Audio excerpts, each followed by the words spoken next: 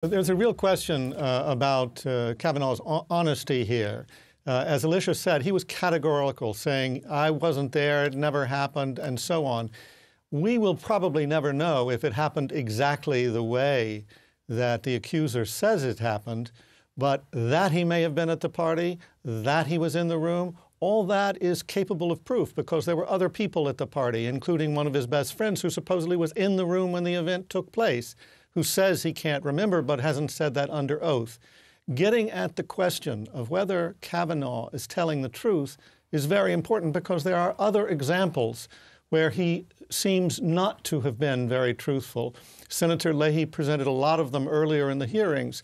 So I think that that is a real question for a Supreme Court justice. But of course, the other critical Supreme Court justice question is whether he's going to be voting on the future of Roe versus Wade, basically the court ruling that allowed abortions in the United States. And a lot of people voted for Trump so he could pack the Supreme Court, so that Roe versus Wade could be overturned. And it's very likely that Kavanaugh would vote to overturn it, even though he equivocated and said he couldn't talk about hypotheticals earlier in the hearings. So it is hard to overstate the momentousness of this appointment.